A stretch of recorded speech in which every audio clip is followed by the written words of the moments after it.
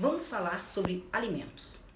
As questões alimentares receberam uma importância tão grande que a Constituição da República consagrou o dever de assistência recíproco entre pais e filhos.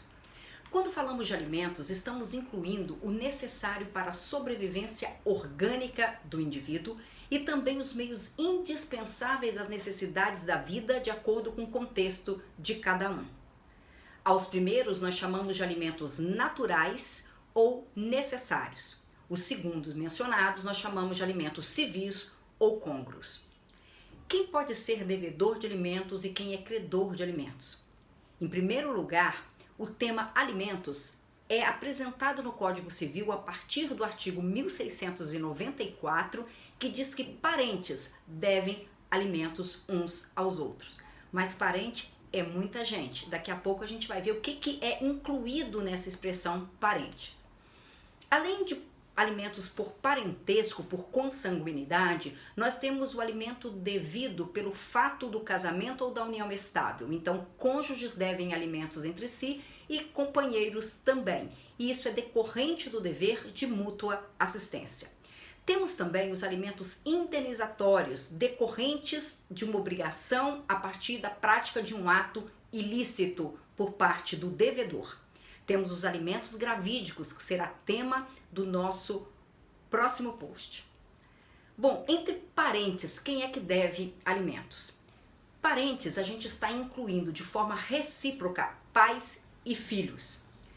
Na ausência de pais, sucedem todos que estão na linha ascendente dos pais. Então, em primeiro lugar, eu vou requerer alimentos ao meu pai.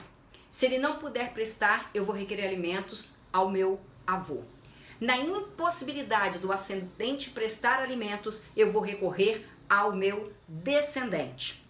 Se o descendente não puder prestar alimentos, eu posso recorrer aos irmãos, tanto os irmãos germanos quanto os irmãos unilaterais. Se forem várias as pessoas obrigadas a prestar alimentos, como por exemplo, uma mãe que tenha 5 filhos, se um deles for demandado, poderá chamar todos os demais a integrar a lide. Então, dessa forma, os alimentos vão ser fixados e vão ser arcados por todos eles. De forma igual, de forma desigual, como é que isso funciona? A regra para a prestação alimentar e para o recebimento dos alimentos é sempre o binômio necessidade-possibilidade. Necessidade de quem pede, possibilidade de quem venha a pagar os alimentos. Como a gente sabe que na vida tanto a necessidade quanto a possibilidade podem sofrer variação, a gente precisa lembrar que a sentença que determina o pagamento de alimentos só faz coisa julgada formal, nunca material, sendo sempre possível a sua revisão. Em relação a alimentos devidos por pais aos filhos menores, eles são decorrentes do próprio exercício do poder familiar. Então, o dever de guarda, cuidado e sustento dos filhos está entre as atribuições do poder familiar. O filho maior que não tenha condições de se sustentar, ele pode requerer alimentos aos pais. E esses alimentos, pelo grau de parentesco, eles são devidos já não mais pelo poder familiar, mas pelo princípio da solidariedade familiar. Vamos ver agora algumas características dos alimentos.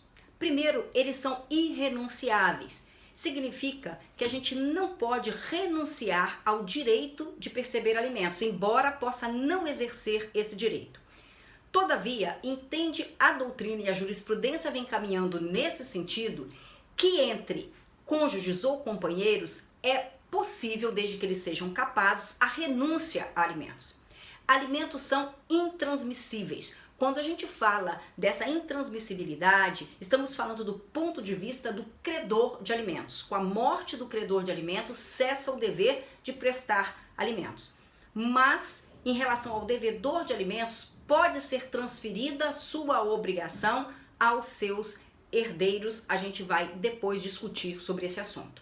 Alimentos são imprescritíveis. Eu posso a qualquer tempo requerer alimentos. Os alimentos como direito são imprescritíveis, mas as prestações alimentícias, elas têm o prazo prescricional para o seu exercício. A cada 2 anos, então, prescreve a prestação já fixada.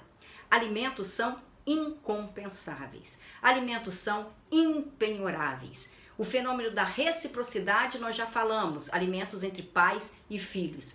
E alimentos são irrepetíveis. Não se devolve aquilo que foi percebido a título de alimentos. Dito isso, nós vamos estudar no próximo vídeo os alimentos gravídicos.